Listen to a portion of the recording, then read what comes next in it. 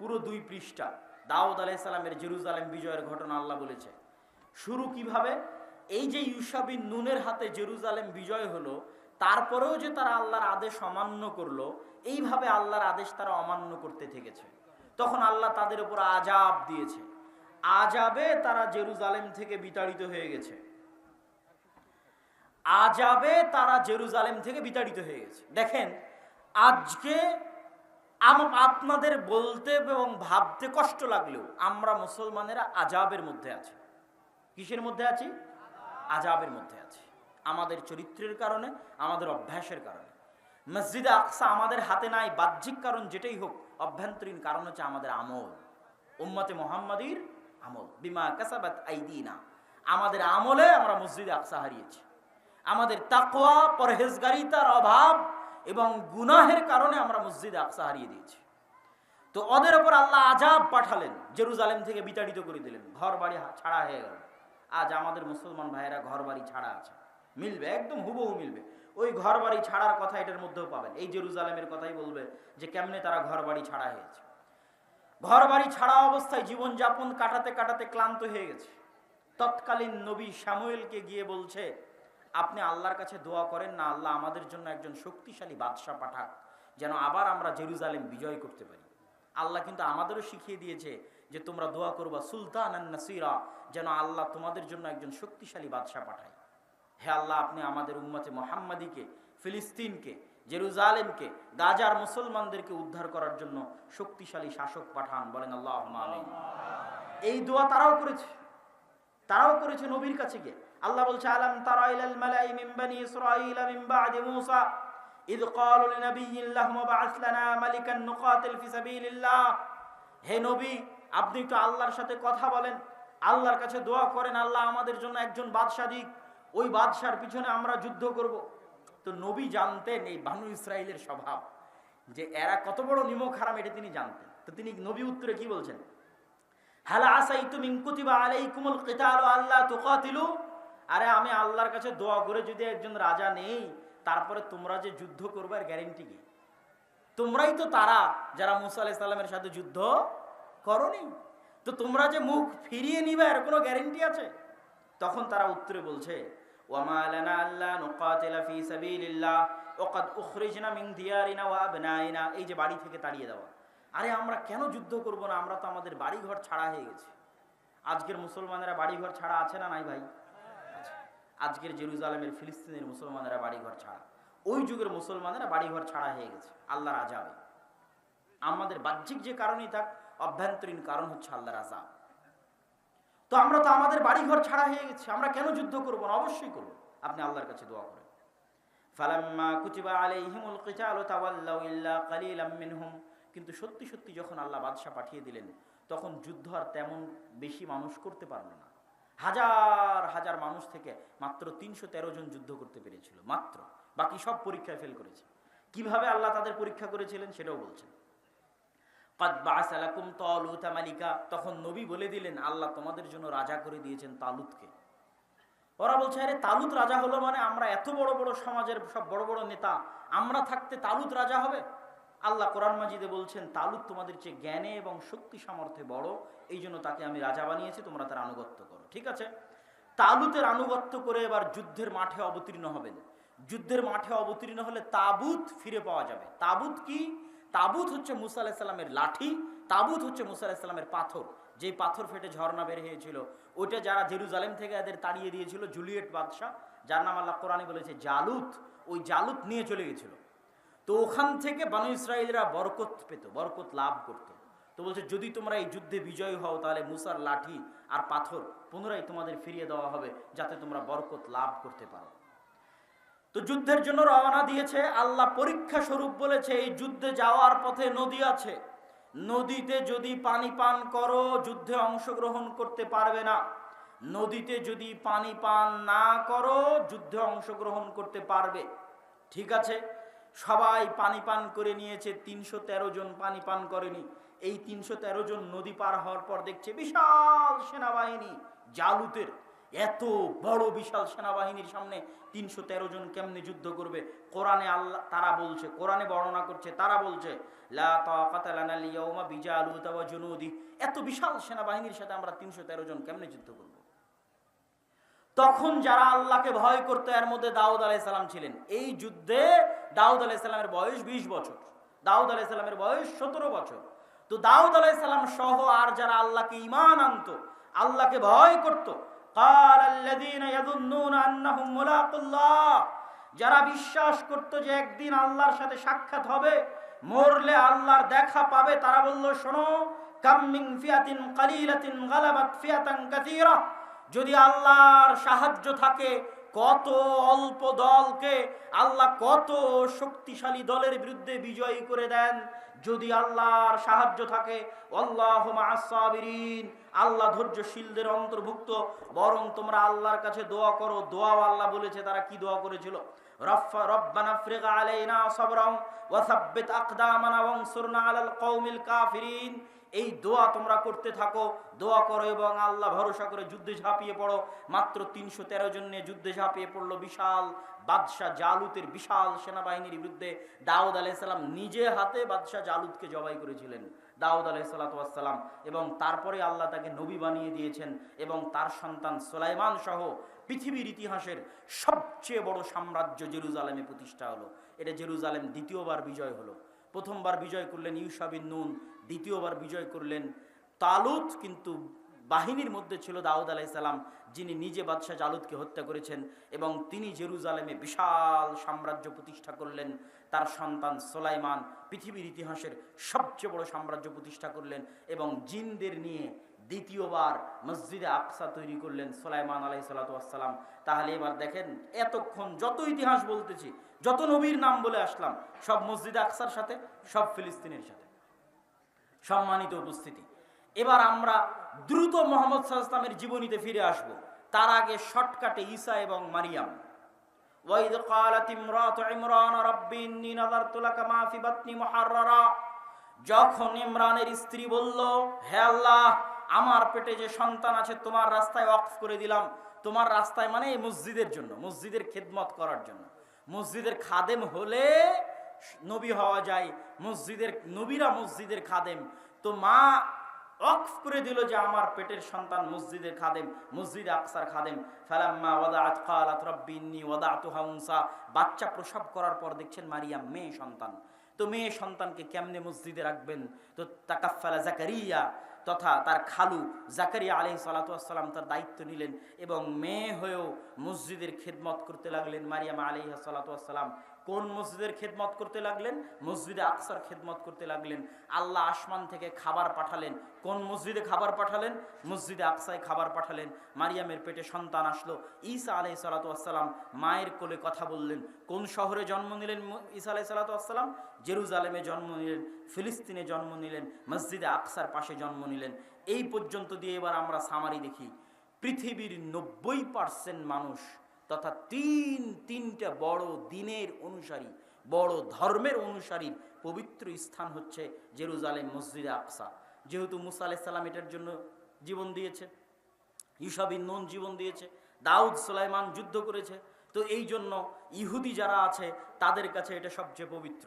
ঈসা আলাইহিস সালাম এখানে জন্ম হয়েছে, তার মা এই মসজিদের খাদেম ছিলেন, এই জন্য খ্রিস্টানদের কাছে এটা সবচেয়ে পবিত্র। আর আমরা মুসলমানেরা তো আছি। তাহলে পৃথিবীতে এর চাইতে বড় আর কোনো কারণ নাই যেখানে পৃথিবীর ৯০% মানুষ যুদ্ধে জড়িয়ে যেতে পারে। মানে এর চেয়ে বড় আর কারণ পৃথিবীতে নাই, যেই কারণে পৃথিবীর ৯০% মানুষ যুদ্ধে জড়িয়ে যেতে পারে। কিসের প্রথম বিশ্বযুদ্ধ, কিসের দ্বিতীয় বিশ্বযুদ্ধ, সবচেয়ে বড় যুদ্ধ হবে এই মসজিদকে কেন্দ্র করে, এই শহরকে কেন্দ্র করে, যেটাতে পৃথিবীর ৯০% মানুষ জড়িয়ে যাবে। কেন এর চেয়ে বড় কারণ আর পৃথিবীতে নাই যেটার পেছনে এত বড় যুদ্ধ হতে পারে। একটাই কারণ, সেটা হচ্ছে এই মসজিদ। এই মসজিদকে নিয়ে যুদ্ধ হতে পারে, এই শহরকে নিয়ে যুদ্ধ হতে পারে, যেগুলো কিয়ামতের পূর্ব মুহূর্তে সব বড় বড় যুদ্ধ এখানে সংঘটিত হবে। দাজ্জালকেও ঈসা আলাইহিস সালাতু ওয়াস সালাম এই জেরুজালেম শহরের গেটেই হত্যা করবেন। এগুলো সব এই ফিতনা বলেন, যুদ্ধ বলেন, যেটাই বলেন, কিয়ামতের পূর্ব মুহূর্তে মক্কা মদিনা সেফ থাকবে।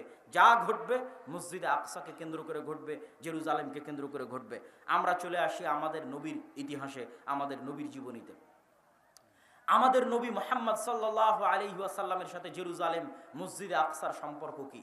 আমাদের নবী মুহাম্মদ সাল্লাল্লাহু আলাইহি ওয়াসাল্লামের সাথে জেরুজালেমের বেশি না 3টে সম্পর্ক বলে আমরা বক্তব্যের মুসলমানদের জেরুজালেম বিজয়ের ঘটনায় এগিয়ে যাব। এক, যখন আল্লাহ সালাত ফরজ করলেন তখন মুহাম্মদ সাল্লাল্লাহু আলাইহি ওয়াসাল্লামকে আদেশ দিলেন মসজিদে আকসা মুখিয়ে সালাত আদায় করো। এটা মুহাম্মদ সাল্লাল্লাহু আলাইহি ওয়াসাল্লামের জন্য অনেক কষ্টের ছিল। কেন কষ্টের ছিল? তিনি জন্মের পর থেকে দেখছেন কাবা সবচেয়ে পবিত্র ঘর, তার বাপ দাদা আদি পুরুষ কাবা ঘরের খেদমত করেছে, সেই কাবা ঘরকে পাশে রেখে, সেই কাবা ঘরকে নিজের কাছে রেখে আল্লাহ বলছে মসজিদে আকসা মুখিয়ে সালাত আদায় করো। তাই একদিন দুই দিন নয়, 17 মাস। কদ নারা তাকাল্লুবা ওয়াজহিকা ফিস সামা। আর আল্লাহর নবী বারবার আসমানের দিকে চাইতে থাকলেন কখন আল্লাহর ওহী আসবে, মসজিদে আকসা পরিবর্তন হয়ে কাবা কেবলা হয়ে যাবে। কিন্তু শুরু করলেন আল্লাহ মসজিদে আকসা দিয়ে। এটা ছিল মদিনায় অবস্থানরত ইহুদি, মদিনায় অবস্থানরত খ্রিস্টানদের কাছে মেসেজ যে এটা হচ্ছে দ্বীনে হক। তোমরা যেই মসজিদে আকসাকে পবিত্র মনে করো, সেই মসজিদে আকসাই মুসলমানদের প্রথম কেবলা। বলেন আল্লাহু আকবার। এটা আল্লাহ সুবহানাহু তাআলার হিকমাহ যে মুসলমানদের প্রথম কেবলা, মুসলমানদের প্রথম মসজিদ, যেই মসজিদ মুখী হয়ে তৈরি হয়েছে সেটা মসজিদে আকসা। মুহাম্মদ সাল্লাল্লাহু আলাইহি ওয়াসাল্লামের জীবনে দ্বিতীয় ঘটনা, সুবহানাল্লাযী আসরা বিআবদিহি লাইলাম মিনাল মাসজিদিল হারামি ইলাল মাসজিদিল আকসা আল্লাযী বারাকনা হাওলাহু। ওই সত্তার পবিত্রতা বর্ণনা করছি যিনি তার বান্দা মুহাম্মদ সাল্লাল্লাহু আলাইহি ওয়াসাল্লামকে মসজিদে হারাম মক্কার কাবা থেকে রাতের বেলা সফর করিয়েছেন মসজিদে আকসায়। কোন মসজিদে আকসাই? আল্লাযী বারাকনা হাওলা, যেই মসজিদে আকসার চারিদিকে আমি আল্লাহ বরকত দিয়ে ঘিরে রেখেছি। বলেন আল্লাহু আকবার। কোরআনের আয়াতের অনুবাদ করলাম, কোরআনের আয়াতে আল্লাহ বলছেন মসজিদে আকসার চারিদিকে আমি বরকত দিয়ে ঘিরে রেখেছি, বারাকনা হাওলা। তাহলে মুহাম্মদ সাল্লাল্লাহু আলাইহি ওয়াসাল্লাম কাবা থেকে সরাসরি তিনি আসমানে যাননি, কাবা থেকে তিনি মসজিদে আকসায় গেছেন, মসজিদে আকসা থেকে তিনি আসমানে গেছেন। এটা মুহাম্মদ সাল্লাল্লাহু আলাইহি ওয়াসাল্লামের জীবনের দ্বিতীয় ঘটনা। মসজিদে আকসায় তিনি বোরাক বেঁধেছেন, ওই বোরাক বাঁধার জায়গা এখনো আছে। মসজিদে আকসায় তিনি নবীদের ইমামতি করে সালাত আদায় করিয়েছেন। সম্মানিত উপস্থিতি, মুহাম্মদ সাল্লাল্লাহু আলাইহি ওয়াসাল্লামের জীবনের তৃতীয় ঘটনা, হুদায়বিয়ার সন্ধির পরে মক্কার কাফের এবং মুশরিকেরা ব্যবসায়িক উদ্দেশ্যে গেছে ফিলিস্তিনে, জেরুজালেমে। তখন ফিলিস্তিন জেরুজালেমে কন্ট্রোল আছে রোমান এম্পায়ারের। রোমান এম্পায়ারের তৎকালীন বাদশাহ হিরাক্লিয়াস রাতের বেলা স্বপ্ন দেখে আরবের মধ্যে যারা খাতনা করে তাদের হাতে চলে যাচ্ছে তার এই রাজত্ব। ঘুম থেকে হন্তদন্ত হয়ে উঠে টানা কয়েকদিন এই স্বপ্ন দেখেছে। সে জানতো ইহুদিরা বাদে আর কেউ খাতনা করে না। সাথে সাথে খুঁজতে পাঠালো এই শহরে এখন কোনো আরব আছে কিনা। খুঁজে দেখা গেল আবু সুফিয়ান রাদিয়াল্লাহু তাআলা আনহু, যিনি তখন কাফের এবং যিনি তখন আবু জাহালের জায়গায় দায়িত্ব পালন করছেন, মক্কার কাফের মুশরিকদের সর্দার, আল্লাহ রাসূলের বিরুদ্ধে কয়েকটা যুদ্ধে নেতৃত্ব দিয়েছেন, ওহুদের যুদ্ধে নেতৃত্ব দিয়েছেন, খন্দকের যুদ্ধে নেতৃত্ব দিয়েছেন, আল্লাহ রাসূলের মুখোমুখি যুদ্ধে নেতৃত্ব দিয়েছেন আবু সুফিয়ান রাদিয়াল্লাহু তাআলা আনহু। হুদায়বিয়ার সন্ধির পরে তিনি তখন ফিলিস্তিনে ব্যবসা করতে গেছেন, তাকে ধরে নিয়ে আসা হলো। রোমান বাদশাহ হিরাক্লিয়াস তাকে জিজ্ঞেস করতে লাগলেন, ঘটনা শোনাও। তিনি বললেন ঘটনা এই। তখন রোমান বাদশাহ হিরাক্লিয়াস কয়েকটা প্রশ্ন করলো, তার মধ্যে দুটো প্রশ্ন করে আমরা বক্তব্য সামনের দিকে এগিয়ে নিয়ে যাব। দুটো প্রশ্নের একটা প্রশ্ন হচ্ছে, আমাকে বলো মুহাম্মাদের পূর্বে তার বংশে অতীতে তোমাদের কুরাইশ বংশে, বানু হাশিম বংশে, ইসমাইলের বংশে অতীতে আর কেউ কোনোদিন কি নবী দাবি করেছিল? আবু সুফিয়ান বললেন, না, অতীতে তো দীর্ঘ 2-3 হাজার বছরে ইসমাইলের বংশে কেউ কোনোদিন নবী দাবি করেনি। বাদশাহ হিরাক্লিয়াস বললেন, যদি আগে কেউ নবী দাবি করে থাকতো আমি বলতাম মুহাম্মদ সাল্লাল্লাহু আলাইহি ওয়াসাল্লাম অন্যের দেখা দেখি নিজে নবী দাবি করেছে। অতীতে যেহেতু ইসমাইলের বংশে কেউ নবী দাবি করেনি, অতএব এটা বলার সুযোগ নাই যে মুহাম্মদ দেখা দেখি নবুয়তের দাবি করেছে। এবার আমাকে শোনাও, তোমাদের বংশে বানু ইসমাইলে, কুরাইশে, বানু হাশিমে কেউ কি কোনোদিন রাজা বাদশাহ ছিল? আবু সুফিয়ান উত্তরে বলছে, না, আমাদের বংশে কেউ তো কোনোদিন রাজা বাদশাহ ছিল না। বাদশাহ হিরাক্লিয়াস বলছে, যদি বলতে যে মুহাম্মাদের অতীতে সাল্লাল্লাহু আলাইহি ওয়াসাল্লাম কেউ কোনোদিন রাজা বাদশাহ ছিল, তাহলে আমি বলতাম নিজের বাপদাদার রাজত্ব ফিরে পাওয়ার জন্য নবুয়তের ভান ধরেছে। কিন্তু আগে তো কেউ রাজা বাদশাহ ছিল না, তাহলে ভান ধরার তো প্রয়োজন নাই। তাহলে ঘটনা কিছু আছে। তারপরে একের পর এক জিজ্ঞাসা যখন শেষ, তখন বাদশাহ হিরাক্লিয়াস ঘোষণা করতেছে। কে ঘোষণা করতেছে? তৎকালীন বিশ্বের সবচেয়ে শক্তিশালী এম্পায়ারের রাষ্ট্রপ্রধান। মনে করেন আজকের পৃথিবীর সবচেয়ে শক্তিশালী রাষ্ট্র যদি আমেরিকা হয়, তাহলে আমেরিকার রাষ্ট্রপ্রধান কোথায় বসে ঘোষণা করতেছে? জেরুজালেমে মসজিদে আকসার পাশে বসে ঘোষণা করতেছে। কার সামনে ঘোষণা করতেছে? আল্লাহর নবীর সবচেয়ে বড় শত্রু মক্কার কাফের মুশরিকদের সর্দারের সামনে বসে ঘোষণা করতেছে, জেরুজালেমে বসে ঘোষণা করতেছে। তৎকালীন বিশ্বের সবচেয়ে বড় এম্পায়ারের শাসক ঘোষণা করতেছে, আবু সুফিয়ান তুমি যা বললে তা যদি সত্য হয়, তাহলে মাউযে আকাদামাইয়া তাহতা মাউযে আকাদামাইয়া, আমার পায়ের নিচে যে মাটি আছে, এই মাটি একদিন মুহাম্মাদের অনুসারীদের দখলে চলে যাবে। আল্লাহু আকবার। এটাই মসজিদ আকসার মাটি, এটাই জেরুজালেমের মাটি। তাহলে এর চেয়ে বড় ভবিষ্যৎবাণীর আর প্রয়োজন নাই। সম্মানিত উপস্থিতি, মুহাম্মদ সাল্লাল্লাহু আলাইহি সাল্লাম তার জীবনে দুইটা যুদ্ধ করেছেন জেরুজালেম বিজয় করার জন্য, মুতা এবং তাবুকের যুদ্ধ। এটা অনেকেই আপনাকে এভাবে বলে দিবে না। কেন আমি বললাম এটা জেরুজালেম বিজয়ের জন্য যুদ্ধ? মুতা এবং তাবুকের যুদ্ধ হয়েছিল রোমানদের বিরুদ্ধে, আর আরবের সবচেয়ে কাছে রোমানদের সবচেয়ে বড় হেডকোয়ার্টার ছিল জেরুজালেমে। আপনি যদি বাংলাদেশের বিরুদ্ধে যুদ্ধ করেন, তাহলে এটাও বলা যাবে যে ঢাকার বিরুদ্ধে যুদ্ধ। অনেক সময় দেশের নামের জায়গায় রাজধানীর নাম বলে দেওয়া হয়। ভারতের জায়গায় দিল্লি, বাংলাদেশের জায়গায় ঢাকা, ঢাকার বিরুদ্ধে যুদ্ধ। তাহলে জেরুজালেমের বিরুদ্ধে যুদ্ধ, রোমান না বলে বলেন জেরুজালেমের বিরুদ্ধে যুদ্ধ। কেননা এই যুদ্ধ দুটো হয়েছিল রোমানদের বিরুদ্ধে, আর রোমানদের হেডকোয়ার্টার ছিল তৎকালীন জেরুজালেম। আর মুতার যুদ্ধ ছিল জেরুজালেম থেকে মাত্র 100 কিলোমিটারের ব্যবধানে, যেই যুদ্ধে পরপর 3 জন সাহাবী শহীদ হয়েছে। আর আল্লাহর নবী মদিনায় বসে চোখের পানি ফেলতেছে আর বলছেন, এখন তরবারি হাতে নিল সাইফুম মিন সুয়ুফিল্লাহ, আল্লাহর তরবারিগুলোর একটা তরবারি, সেটা হচ্ছে খালিদ ইবনুল ওয়ালিদ। এই যে যুদ্ধ হচ্ছে রোমানদের বিরুদ্ধে, এটা জেরুজালেম থেকে মাত্র 100 কিলোমিটার দূরে। এই জন্য বললাম আল্লাহর নবী তার নিজের জীবদ্দশায় দুইটা যুদ্ধ করেছেন মসজিদ আকসা বিজয় করার জন্য। একটা হচ্ছে মুতা আর একটা হচ্ছে তাবুক। সম্মানিত উপস্থিতি, আল্লাহর নবীর মৃত্যুর পরে আবু বকর রাদিয়াল্লাহু তাআলা আনহু ওই সেনাবাহিনীকে থামাননি, যেই সেনাবাহিনীকে আল্লাহর নবী রোমানদের বিরুদ্ধে রওনা করেছিলেন মসজিদ আকসা এবং জেরুজালেম বিজয় করার জন্য, তাকে তিনি থামাননি। কিন্তু যাকাত অনাদায়কারীদের বিরুদ্ধে, মুরতাদদের বিরুদ্ধে যুদ্ধ করতে গিয়ে তার গতি কিছুটা স্লোথ ছিল। ওমর রাদিয়াল্লাহু তাআলা আনহু ক্ষমতা পাওয়ার পরে জেরুজালেম বিজয় করার জন্য, মসজিদ আকসা বিজয় করার জন্য, পৃথিবীর ইতিহাসের সবচেয়ে বড় যুদ্ধ জেরুজালেম বিজয়ের জন্য মুসলমানদের যে বড় বড় দুটো যুদ্ধ, একটা সালাহুদ্দিন আইয়ুবী যুদ্ধ করেছিলেন হিত্তিনে, আর একটা এখন ওমর রাদিয়াল্লাহু তাআলা আনহুর খেলাফত আমলে হচ্ছে ইয়ারমুকের যুদ্ধ। ইয়ারমুকের যুদ্ধে রোমানদের সেনাবাহিনীর সদস্য ছিল 3 লক্ষ, আর ইয়ারমুকের যুদ্ধে মুসলমানদের সদস্য ছিল মাত্র 12,000। এটা হচ্ছে মসজিদে আকসা বিজয় করার জন্য সবচেয়ে বড় যুদ্ধ।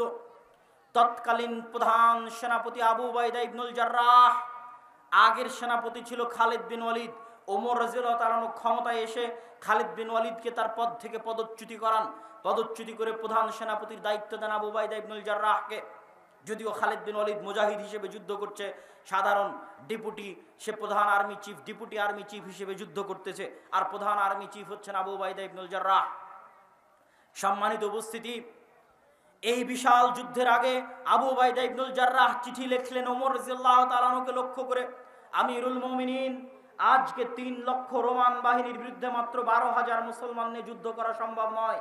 যদি বাই চান্স যুদ্ধে পরাজয় হই, মুসলমানদের ইমান দুর্বল হয়ে যাবে, অনেক দুর্বল ইমানের মানুষ মুরতাদ হয়ে যাবে, অনেক দুর্বল ইমানের মানুষ ইসলাম থেকে মুখ ফিরিয়ে নিবে। অতএব এই যুদ্ধে হারা যাবে না, এই যুদ্ধে পরাজিত হওয়া যাবে না। আপনি মদিনা থেকে অতিরিক্ত সেনাবাহিনী পাঠান, মদিনা থেকে অতিরিক্ত মুজাহিদ পাঠান, না হলে আমরা এই যুদ্ধে পুরো পরাজিত হয়ে যেতে পারি। বিশাল 3 লক্ষ বাহিনীর সামনে 12,000 সেনাবাহিনী দিয়ে কিছুই করা সম্ভব নয়।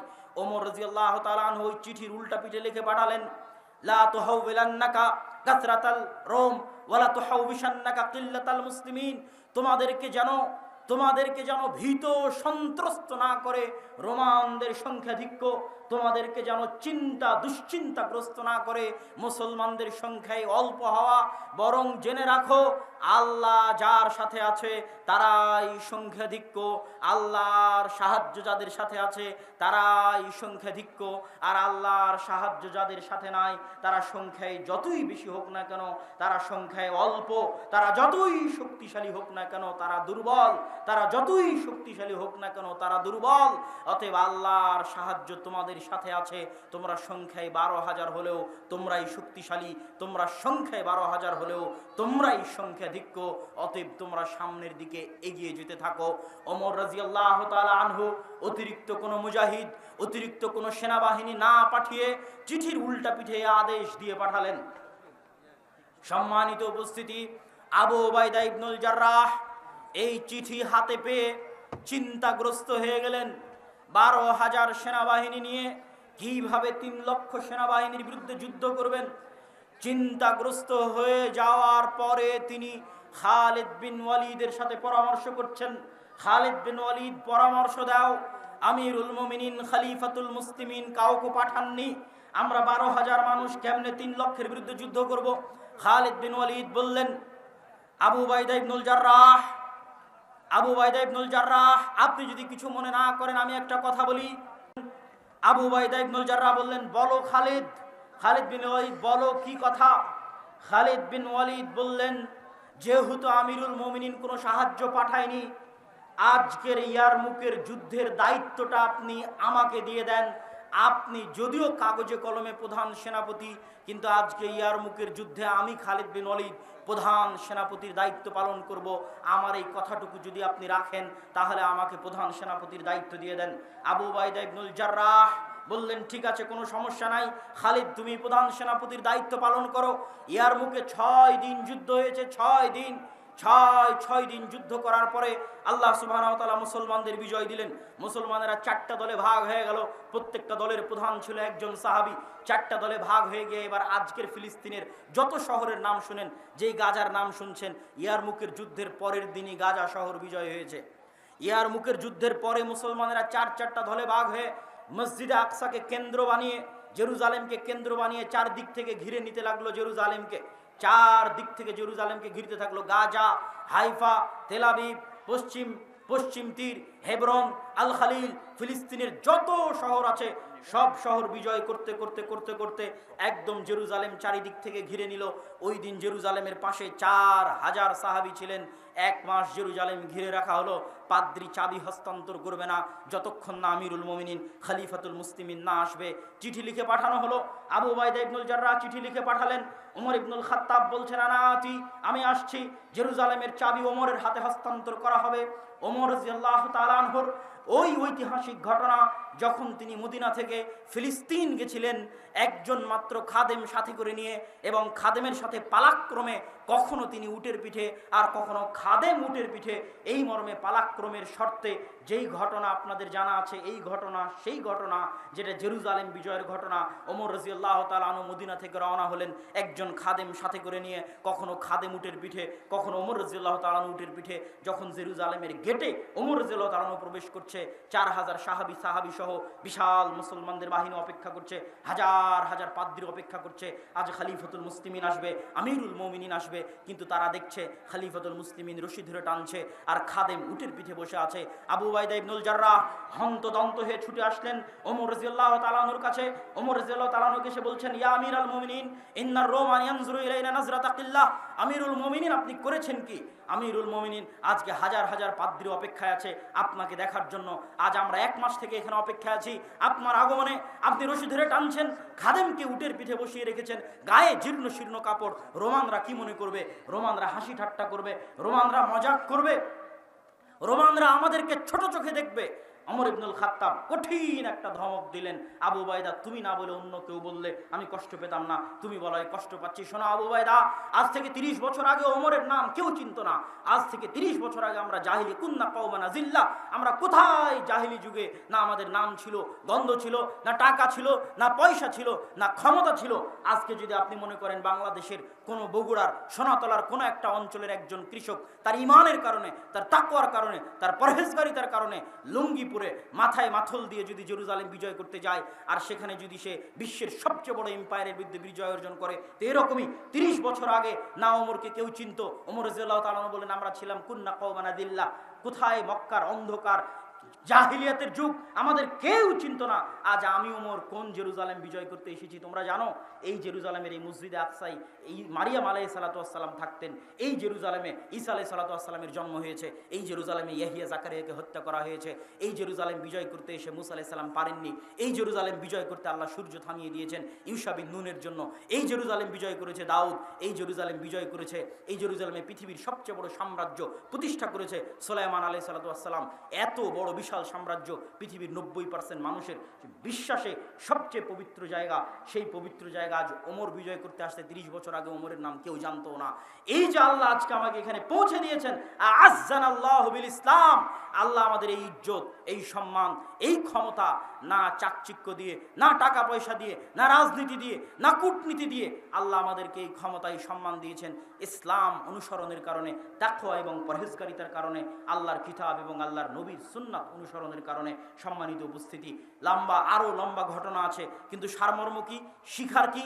এই যে পুরো বানু ইসরায়েলের লম্বা ঘটনা শুনলেন, জেরুজালেম কেন্দ্রিক ইতিহাস শুনলেন, শিক্ষা এটাই যে আমরা গজবের মধ্যে আছি, আযাবের মধ্যে আছি। যেদিন ঈমান ফিরে আসবে, তাকওয়া ফিরে আসবে, পরহেজগারিতা ফিরে আসবে, যারাই ঈমান নিয়ে, তাকওয়া নিয়ে, পরহেজগারিতা নিয়ে সামনে এগিয়ে যাবে, আল্লাহ যেমন ইউশা বিন নুনের জন্য সূর্য থামিয়ে দিয়েছিলেন, 313 জনকে আল্লাহ যেমন বিজয় দিয়েছিলেন, ঠিক তেমনি মুসলমানদের হাতেও বিজয় হবে। সুলতান সালাহুদ্দিন আইয়ুবী তিনিও অল্প সংখ্যক মানুষ নিয়ে জেরুজালেম বিজয় করেছেন, ফিলিস্তিন বিজয় করেছেন, কিন্তু ঈমান থাকা লাগবে, তাকওয়া লাগবে, পরহেজগারিতা লাগবে। জেরুজালেম মিছিল দিয়েও বিজয় করা সম্ভব নয়, এবং ওই রকম মা লাগবে, ওই রকম বোন লাগবে, যারা এরকম সুলতান সালাহুদ্দিন আইয়ুবী জন্ম দিতে পারে, তারিক বিন জিয়াদ জন্ম দিতে পারে। কেননা বেহায়াপনা, বেলিল্লাপনা যখন সমাজে ছড়িয়ে পড়ে, বেপর্দা যখন সমাজে ছড়িয়ে পড়ে, তখন সেখানে পুরুষ জন্ম নিতে পারে না। মানে মায়ের বেটা সালাহুদ্দিন আইয়ুবী জন্ম নিতে পারে না, যা জন্ম নিবে সব নামে পুরুষ, কামে সব মহিলা। কথা বুঝতে পেরেছেন? সমাজে বেহায়াপনা, বেলিল্লাপনা থাকলে এটাই সমাজের রেজাল্ট। সম্মানিত উপস্থিতি, এই দীর্ঘ ইতিহাস থেকে আল্লাহ সুবহানাহু ওয়া তাআলা উম্মতে মুহাম্মাদিকে শিক্ষা নেওয়ার তৌফিক দান করুক, আল্লাহুম্মা আমিন। বক্তব্যের শুরুতে বলেছিলাম আমাদের আজকের এই অনুষ্ঠানটা দেশব্যাপী আল জামিয়া সালাফিয়ার অধীনে মসজিদ ভিত্তিক দ্বীন শিক্ষা পরিচালনার লক্ষ্যে আদ-দাওয়া ইলাল্লাহর যে মহৎ উদ্যোগ, সেই মহৎ উদ্যোগকে সামনে রেখে এই অনুষ্ঠানটি আয়োজন করা হয়েছে। এবং আমরা ইতিমধ্যে বাংলাদেশের 4টি জেলার 126টি মসজিদ সফর করেছি, 250-এর অধিক মসজিদে আমরা বক্তব্য উদ্বোধন করেছি। এবং সালাফি কনফারেন্স রাজশাহীর পরে, তথা 23-24 নভেম্বর রাজশাহী সালাফি কনফারেন্সের পরে আমাদের এই সফর পুনরায় শুরু হবে, এবং বাংলাদেশের বাকি জেলাগুলোতেও আমরা যাব, এবং সেখানে মসজিদ ভিত্তিক মক্তব চালু করার জন্য, দ্বীন শিক্ষা ব্যবস্থা করার জন্য আমরা মানুষদের মধ্যে সচেতনতা তৈরি করতে চাই। আমি আমার দীর্ঘ সফরে ইউরোপ, সৌদি এবং ভারতের দীর্ঘ সফরে মুসলমানদের দূরবীন দিয়ে দেখেছি, এবং আপনাদেরকে বললাম যে মুসলমানদের চরিত্র 200-250 বছরে নষ্ট হয়েছে। যেমন বানু ইসরায়েলের চরিত্র ফেরাউনের গোলামিতে নষ্ট হয়ে গেছিল, আমাদের চরিত্র এই 70 বছরে এখনো ঠিক হয়নি, তথা 1946-45-এর পরে এই 70 বছরে এখনো চরিত্র ঠিক হয়নি। আরও সময় লাগতে পারে চরিত্র ঠিক হতে, কিন্তু ওই রকম উঁচু হিম্মত, স্বাধীন চেতা মনোভাব নিয়ে যারা, তাকওয়া পরহেজগারিতা নিয়ে যারা সামনে এগিয়ে আসবে, তাদের জন্য বিজয় হবে। কিন্তু আমাদের এই অধপতনের আর একটা বড় কারণ হচ্ছে শিক্ষা না থাকা। আজকে যাদের হাতে, মুসলমানদের যাদের হাতে টাকা আছে, সেই দুবাইকে দেখেন পর্যটন আর বিনোদন নিয়ে ব্যস্ত। মুসলমানদের সন্তানের শিক্ষার জন্য বড় কোনো ইনভেস্ট নাই। সে যত বড়ই বুর্জ খলিফা বানাক না কেন, বুর্জ খলিফা বানানোর মতো ইঞ্জিনিয়ার এখনও সে জন্ম দিতে পারেনি। ওই চায়না, আমেরিকা থেকে ভাড়া করে নিয়ে আসা কোম্পানি, যত চুক্তি হয়, এই আরব বিশ্বের যতগুলো ধনী রাষ্ট্র আছে, এদের বেশিরভাগ চুক্তিগুলো থাকে ওই সমস্ত আমেরিকান এবং যে কোম্পানিগুলো আছে, চাইনিজ কোম্পানি, তাদের কাছে। তথা তারা শিক্ষায় পিছিয়ে আছে তাদের চাইতে 500 বছর। ইউরোপ এবং আমেরিকার চাইতে আমরা তো দরিদ্র দেশ, তৃতীয় বিশ্বের কান্ট্রি, যারা মুসলমানদের ধনী দেশ, তারাও 500 বছর পিছিয়ে আছে। আর আমাদের দেশের রাষ্ট্রের কথা যদি বলেন, সরকারের হাতে টাকা থাকলে রাস্তাঘাট তৈরি করে, ব্রিজ কালভার্ট তৈরি করে, শিক্ষার জন্য কোনো বিনিয়োগ নাই সরকারের। যে শিক্ষার জন্য কিছু করলো, জ্ঞান গবেষণার জন্য কিছু করলো, আমাকে আপনাকে পড়ানোর জন্য কিছু করলো, আমাকে আপনাকে কিছু শেখানোর জন্য কিছু করলো, এরকম কোনো বড় প্রজেক্ট আপনি পাবেন না। কেননা আমরা যদি নাও পড়ি, তবুও বিদেশে লেবারি করে টাকা পাবো, এটাতেই সরকারের চলবে, এটাতেই সরকারের দিন পার হবে রেমিটেন্স দিয়ে। সুতরাং সুতরাং আমরা পৃথিবীতে লেবার হিসেবেই থাকবো, এতে সরকারের কোনো আপত্তি নাই। এরকম অশিক্ষিত লেবার শ্রেণী তথা তাদেরকে গরু ছাগলের মতো হত্যা করা যায়। আজ মুসলমানদেরকে গরু ছাগলের মতো হত্যা করা কেন সম্ভব হচ্ছে? তার আরও একটা বড় কারণ, তাকওয়া পরহেজগারিতা ঈমান তো নাই। আর একটা বড় কারণ হচ্ছে আমরা শিক্ষায় তাদের চেয়ে পিছিয়ে। এই জন্য আমাদেরকে গরু ছাগলের মতো তারা হত্যা করতে পারছে। মায়ানমারে দেখেন, রোহিঙ্গাদেরকে পশু পাখিও মনে করে না যখন তাদের বুকে গুলি চালায়। কেন? তাদের মধ্যে তাকওয়া পরহেজগারিতা ঈমানের তো প্রশ্ন আছে, শিক্ষা নাই। আজ ঠিক যদি আপনার মসজিদ কমিটির কাছে আসেন, তাহলে মসজিদ কমিটি টাইলস বানিয়ে রেখেছে। কত মসজিদ এরকম নিবেন? 126টা মসজিদের মধ্যে মসজিদে আল্লাহর কসম মসজিদে টাইলস লাগানো আছে, আল্লাহর কসম মসজিদে এসি লাগানো আছে, কিন্তু মসজিদে মক্তবের দিন শিক্ষার ব্যবস্থা নাই। কি বলবেন? তখন আমি বক্তব্যে বলেছি যে আপনার এই মসজিদ যদি আপনি স্বর্ণ দিয়ে বানিয়ে দেন, আর এই মসজিদের আশেপাশে তো সব জুয়াখোর আর মদখোরে ভরা, মসজিদ বানিয়ে দিলেন স্বর্ণ দিয়ে, আশেপাশে সব মুসলিম যুবক সন্তানেরা জুয়া, মোবাইলের জুয়া, বাইরের জুয়া, নেশা, বিড়ি, সিগারেট এগুলো নিয়ে ব্যস্ত। তো মসজিদে সালাত আদায় করতে আসবে কে? আপনার এই মসজিদ থেকে তো আগে দিন শিক্ষার ব্যবস্থা করতে হবে। তাহলে এসি টাইলস না থাকলেও খোলা মাঠে মানুষ সালাত আদায় করবে, ঈমান থাকলে খোলা মাঠে সালাত আদায় করবে। সম্মানিত উপস্থিতি, এই দুঃখ এবং এই কষ্ট নিয়ে আমরা দাওয়াতি কাজ করছি। আপনারা আজকে যে যেখান থেকে এসেছেন ফিরে গিয়ে, কেননা মনে রাখবেন, মাদ্রাসা দিয়ে আমরা 2% আপনার সন্তানের, সারা পৃথিবীর মানুষের, মুসলমানের, বাংলাদেশের মুসলমানের, 18 কোটি মুসলমানের 2% ছেলে মেয়েকে আমরা পড়াতে পারি মাদ্রাসায়। কেননা যাই 2%, আর বাকি 98% যাই স্কুলে, তাদেরকে দিন শিখানোর একটাই মাধ্যম, যদি মসজিদে দিন শিক্ষার ব্যবস্থা থাকে। এই লক্ষ্য উদ্দেশ্য নিয়ে আল জামিয়া সালাফির দাওয়া বিভাগ আর দাওয়া ইলাল্লাহ কাজ করছে। তার অধীনে আজকে এখানে দাওয়া ইসলামী সেন্টার উদ্বোধন হলো। তার এই যুবক ভাইদের অধীনে আজকে এখানে প্রোগ্রামের আয়োজন হয়েছে। এবং আপনাদের এই চরেও আমরা কিছু মক্তব আগে থেকে, প্রায় 2 বছর আগে থেকে আমরা 100টা মক্তব পরিচালনা করে আসি। তার মধ্যে কিছু এই অঞ্চলের চরে আছে, বগুড়াতে, কিছু গাইবান্ধা